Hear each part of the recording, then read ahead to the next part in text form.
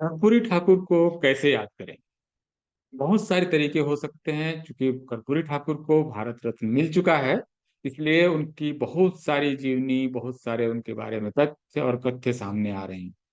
मैं उनको एक बिल्कुल ही अलग नज़रिए से, एक अलग चश्मे से देखने की कोशिश करता हूँ और ये तरीका है कर्पूरी ठाकुर को इनको दी हुई गालियों के ज़रिए जानने की।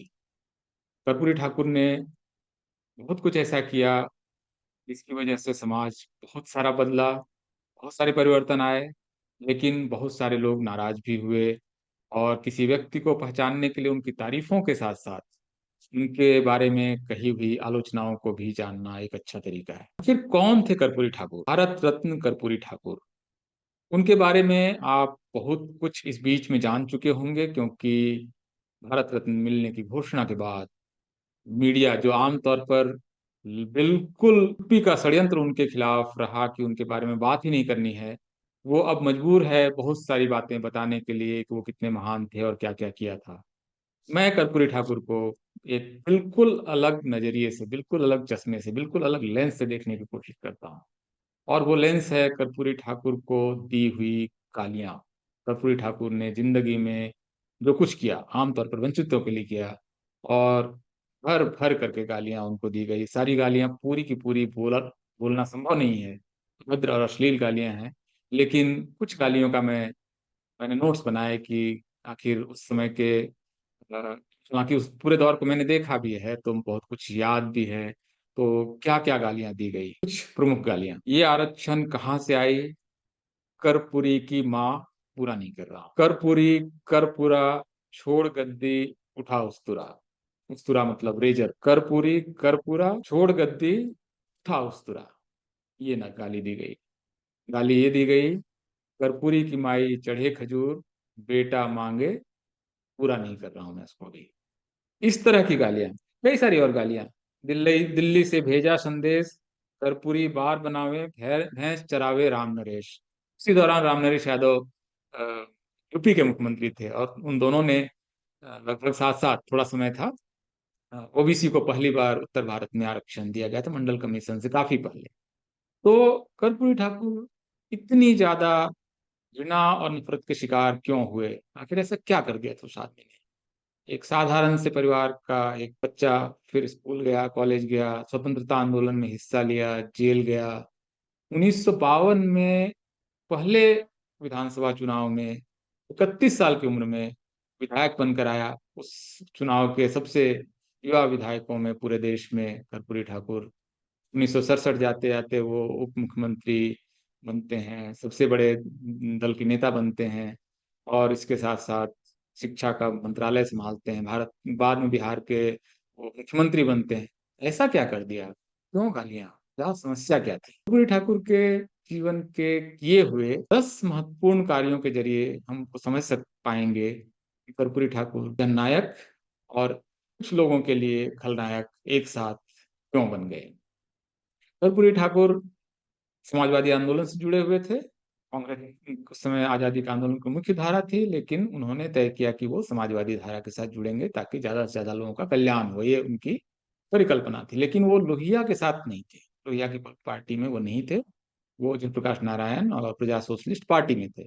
लोहिया संयुक्त सोशलिस्ट पार्टी चलाते थे, बाद में मिलाकर सोशलिस्ट पार्टी बनी। समाजवादी विचारधारा और लोगों से मिलना-जुलना जो आखिर तक उन्होंने पालन किया, मुख्यमंत्री का जो ऑफ़िस है और घर है वो आम जनता के लिए आखिर तक खुला रहा और लोग उनको गालियाँ देते रहे और गालियाँ सुनते रहे। आज की तारीख में आप कल्पना कीजिए कि कोई आदमी इस तरह की गालियाँ दे किसी मुख्यमंत्री या प्रधानमंत्री को, उसके साथ क्या होगा? कर्पूरी ठाकुर बिल्कुल शिव की तरह उन्होंने वो सारा ज़हर उन्होंने अपने पी लिया और गले में उसको रखा, मतलब उस ज़हर को, मतलब किसी का उसको नुकसान नहीं होने दिया। उसकी वजह से वो घृणा में नहीं आए कभी। कई सारे किस्से हैं, उनके पिताजी को जब गाँव में बहुत अपमानित किया गया तो लोगों ने कहा आप कार्रवाई कीजिए, जो इस सामंत लोग इनके खिलाफ ये सब कर रहे हैं। उन्होंने कहा नहीं, नहीं, ये मैं नहीं करूँगा। वो एक पूरे समाज की समस्या है। पूरे समाज की समस्या के तौर पर उसको मैं ठीक करने की कोशिश करूँगा। तो जानते हैं कर्पूरी ठाकुर के उन 10 प्रमुख कार्यों को जिसकी वजह से कर्पूरी ठाकुर जननायक और खलनायक दोनों। संयुक्त सोशलिस्ट पार्टी और प्रजा सोशलिस्ट पार्टी मिलकर सोशलिस्ट पार्टी बन गई थी। 1967 में कांग्रेस का जादू उतार पर था। नेहरू का पूरा जो तिलिस्म था वो वो डिलीवर नहीं कर पाया था जो प्रॉमिस था एक तरह से आजादी का आंदोलन का। तो 67 में कई राज्यों में, मेरे ख्याल से 9 राज्यों में विपक्ष के साझा सरकारें बनी, संविध सरकारें जिसको बोलते हैं, संयुक्त विधायक दल की सरकारें। उसमें कर्पूरी ठाकुर जो सोशलिस्ट पार्टी चला रहे थे, वो सबसे बड़ी पार्टी थी, 67 विधायक थे। लेकिन क्योंकि वो ओबीसी थे और वो दूसरे तरह का एक जलवा होता है वो उनका नहीं था, तो उनको मंत्री बनने का मौका नहीं मिला। तो कर्पूरी ठाकुर दिल्ली आए, उस समय सोशलिस्ट पार्टी एक हो चुकी थी, और वो लोहिया से मिले तो उन्होंने कहा कि बात तो हम तब करेंगे जब आप कुछ करके आओ, अभी तो आपने कुछ किया ही नहीं, तो क्या बात करेंगे। कर्पूरी ठाकुर बिहार जाते हैं और दो बड़े फैसले लेते हैं। पहला फैसला, और इनके 10 कामों में ये पहला बड़ा फैसला, बिहार में मैट्रिकुलेशन तक यानी 10वीं तक जो भी बच्चा सरकारी स्कूल में जाएगा उसको फीस नहीं देनी पड़ेगी। फ्री एजुकेशन, उत्तर भारत का पहला राज्य। इसका मतलब हुआ कि जो बच्चे फीस नहीं चुकाने की वजह से जिनकी स्कूल छूट जा रहा था, वो सारे बच्चे भी पढ़ने लगे, स्कूल जाने लगे। ये हुआ कर्पूरी ठाकुर की वजह से। और उसका असर आप देखते हैं बिहार में, उसके बाद एक शिक्षा का विस्फोट होता है, क्योंकि गरीबी की वजह से बहुत सारे लोग बच्चों को अपने काम में लगा देते थे और बच्चे पढ़ नहीं पाते। पहला फैसला। दूसरा फैसला बहुत विवादित है, बहुत विवादास्पद है, आज उसको अलग तरीके से देखा जा सकता है। लेकिन उस समय स्थिति ये थी कि महिलाएं आमतौर पर मैट्रिक पास नहीं कर पा रही थी।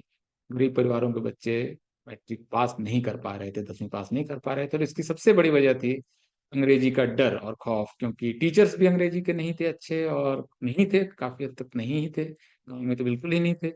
बच्चे इंग्लिश में फेल हो जाते थे, और एक सब्जेक्ट में फेल मतलब फेल, तो वो 10वीं तक पहुंचते ही नहीं थे। वो कोई 7वीं में, कोई 8वीं में 2 बार फेल हुआ, बाहर हो जाता।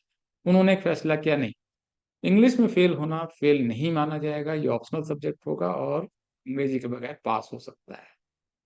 तो इसकी वजह से बिहार में एक तरह से बच्चे कॉलेज पहुंचने लगे, बहुत बड़ी संख्या में कॉलेज की जरूरत पड़ने लगी। और वही उसी समय से आप देखेंगे कि बिहार के बच्चे, उतना चूंकि कॉलेज एक्सपेंशन था नहीं, स्कूल कॉलेज का मिसमैच हुआ, बिहार के बच्चे बाहर जाके पढ़ने लगे, क्योंकि कॉलेज कम थे, पास ही नहीं होते थे बच्चे, मैट्रिक ही नहीं पास हो रहे थे। तो ये जो दो बड़े कदम उन्होंने उठाए, और इसकी वजह से वहां से कर्पूरी ठाकुर को जननायक कहा जाने लगा। हालांकि इंग्लिश एजुकेशन होना चाहिए, नहीं होना चाहिए, आज कोई कहे कि इंग्लिश एजुकेशन नहीं होना चाहिए, तो बिल्कुल ही गलत किस्म का के विचारों का मुख्यमंत्री होगा आज, या शिक्षा मंत्री होगा, और आज कोई फैसला करे कि बच्चों को इंग्लिश नहीं पढ़ानी है। लेकिन उस समय उस फैसले का मतलब था। तो ये तो हुआ कर्पूरी ठाकुर के दो बड़े फैसले। कर्पूरी ठाकुर इसके बाद लगातार कुछ और बड़े फैसले करते हैं। उन्होंने फैसला किया कि जिन खेतों से, जहां पर असिंचित खेत है, या पूरे पूरे समय पानी नहीं रहता है, मिलता है, और लाभकारी खेती नहीं है, उनका लगान माफ। लगान माफ, लगान फिल्म से बहुत पहले एक बार लगान माफ हुआ है, और कर्पूरी ठाकुर ने किया कि नहीं, कोई लगान नहीं, कोई मालगुजारी नहीं, कोई टैक्स नहीं देना पड़ेगा किसानों को, वो खेती करें और जिए अपना, पेट भरें। ये कर्पूरी ठाकुर का तीसरा बड़ा फैसला था। इसके बाद से तो कर्पूरी ठाकुर बिहार के जननायक बन गए, और उसके बाद से लगातार वो चुनाव भी जीत रहे हैं, और उसके बाद मुख्यमंत्री भी बनते हैं। 77 में उन्होंने दो बड़े फैसले किए। पहला फैसला उन्होंने ये किया कि जो मुंगेरी लाल कमीशन की रिपोर्ट पिछड़े वर्गों के विकास के लिए बनाकर रखी हुई थी, उसको उन्होंने लागू कर दिया। इसका मतलब हुआ कि बिहार में, पूरे उत्तर भारत, पहली बार पिछड़ी जातियों को आरक्षण मिलना शुरू हुआ सरकारी नौकरियों में। और इसकी वजह से पिछड़ी जो जातियों के 50 से 60% आबादी के लोग थे, पहली बार बड़ी संख्या में सरकारी नौकरियों में जाने लगे। उसी के तुरंत बाद यूपी में राम नरेश यादव भी मुख्यमंत्री थे उस समय, उन्होंने भी ये फैसला किया। इसी वजह से कहा जाता है कि, जो मैंने आपको नोट किया मैंने, कि दिल्ली से भेजा संदेश, कर्पूरी बाल बनावे, भैंस चरावे राम नरेश। तो कर्पूरी अपनी जाति का काम करें, और राम नरेश यादव भी अपनी जाति का काम करें, ये उस समय नारे लगे थे सड़कों पर, और बहुत समय के पॉपुलर नारे थे। मतलब कोई कुछ भी करेंगे तो कहीं से लेकर कहीं जाता है, तो इस वजह से उस जो गुस्सा है उसको समझा भी जा सकता है, उस गुस्से को बहुत अन्यथा नहीं लेना चाहिए। क्योंकि जब लगातार एक वर्चस्व में कोई समाज रहता है, तो लगता है कि वो उसका अधिकार बन गया है। तो ये एक उस समय की समस्या थी। बड़ा फैसला था उनका कि आरक्षण लागू करो, और उन्होंने उसको कर भी दिया। इसके साथ उन्होंने एक और फैसला किया, जो उनके बड़े फैसलों में है, पांचवा या छठा बड़ा फैसला, कि ओबीसी एक बहुत बड़ा समुदाय है। सारे लोग विकास के अलग अलग स्तर पे हैं, समृद्धि के अलग अलग स्तर पे हैं, शिक्षा के अलग अलग स्तर पे हैं। जो अति पिछड़े हैं, मोस्ट बैकवर्ड, उनको उन्होंने अलग से आरक्षण दिया। और ये भी उत्तर भारत का पहली बार ये हुआ। यूपी अभी तक नहीं दे पाया है अति पिछड़ों का आरक्षण। केंद्रीय स्तर पर सरकार अभी तक नहीं कर पाई अति पिछड़ों का आरक्षण। रोहिणी कमीशन की रिपोर्ट मेरे ख्याल से 2017 में बनी थी, और कितना समय हो गया, रिपोर्ट भी अब तक नहीं वो सौंप पाए, क्योंकि कास्ट सेंसस की वजह से उनका डाटा वगैरह का बहुत सारा वो समस्याओं में फंसा हुआ है। तो ये एक बहुत बड़ा फैसला उस समय अति पिछड़ों का। इस वजह से सरकारी नौकरियों में आप पाएंगे अभी भी बिहार में, तो सबसे बड़ा जो सोशल ग्रुप है जिस सरकारी नौकरियों में, वो अति पिछड़ों का है, और काफी अच्छी संख्या में उनको नौकरी मिलती है। और वो नौकरी कोई और पिछड़ा नहीं ले सकता है, ओबीसी एमबीसी की नौकरी नहीं ले सकता है। और बहुत सख्ती से लागू है, तो ये एक अच्छी व्यवस्था उन्होंने की। दक्षिण भारत में ये है पहले से ही, से लेकर सब जगह। कर्नाटक इन जगहों पे है मोस्ट बैकवर्ड का कॉन्सेप्ट। बिहार में, उत्तर भारत में पहली बार आया ये। एक और बड़ा फैसला, शेड्यूल कास्ट बहुत सारा अत्याचार झेल रहे थे और उनके अत्याचारों से उनकी मुक्ति नहीं हो रही थी। उन्होंने फैसला किया न सिर्फ शेड्यूल कास्ट के लोगों को, अनुसूचित जाति के लोगों को बंदूक के लाइसेंस दिए जाएंगे, क्योंकि सरकार खरीद कर उनको बंदूक देगी। और ये बहुत ही मतलब क्रांतिकारी फैसला था, बहुत साहसिक फैसला था। और इंदिरा गांधी ने इस फैसले का विरोध किया था। जो अखबारों की फर्स्ट हेडलाइन बनी थी उस समय कि दिए जा रहे हैं वंचितों को, वो ठीक नहीं है। मतलब ये इंदिरा गांधी का, जब वो अपना से वो स्टेट आई थी, तो वो स्टेटमेंट भी उन्होंने दिया था, भाषण में उन्होंने कहा था। तो ये उनका एक बड़ा फैसला है। इसके अलावा पूरी ठाकुर जिन तमाम वजहों से जाने जाते हैं, वो जीवन उनका सादगी भरा था। आखिर तक वो अपने छोटे से कमरे में रहे, और मुख्यमंत्री जो आवास था वो सबके लिए खुला रहा। कोई मतलब तामझाम नहीं, बहुत सामान्य ढंग से जीते थे। और करप्शन फ्री जीवन जीने और करप्शन फ्री शासन चलाने के लिए भी उनकी प्रसिद्धि है, जो एक उनका बड़ा, उनका एक तरह से उनका कंट्रीब्यूशन है। इसके अलावा कर्पूरी ठाकुर बहुत संवेदनशील व्यक्ति थे, खास करके वंचितों को लेकर। एक एक घटना बहुत चर्चित है, और बिहार में लोग उनको जानते हैं। बिहार में एक बार पटना में पुलिस ने एक सफाई कर्मचारी ठकैत डोम को पीट पीट के मार डाला किसी भी कारण से। इसके बाद जब थोड़ा बहुत उसको लेकर हंगामा शुरू हुआ, तो आमतौर पर आज की तारीख में आप देखेंगे या पहले भी, तो मुख्यमंत्री या मंत्री आमतौर पर या तो इग्नोर कर देता है या सफाई देता है। पुलिस का मनोबल कोई तोड़ना नहीं चाहता है। कर्पूरी ठाकुर ने कहा कि नहीं, ये गलत हुआ है। और कर्पूरी ठाकुर बकायदा स्मशान घाट पहुंचते हैं, एक डकैत लोगों को वो मुखाग्नि देते हैं। तो ये मतलब अपना मतलब एक तरह से कि मैं उनकी संतान हूँ इस तरह का, और मेरा इनसे रिश्ता है, ये बता के एक तरह से प्रशासन को भी उन्होंने बताया कि ये आप कृपया ना करें, क्योंकि ये करेंगे तो प्रशासन इसको बहुत सख्ती से लेगा। तो ये एक बहुत मतलब एक ऐतिहासिक उनका कार्य था, जिसको कि आप पाएंगे कि कर्पूरी ठाकुर जिनकी एक मतलब निष्ठा रही है।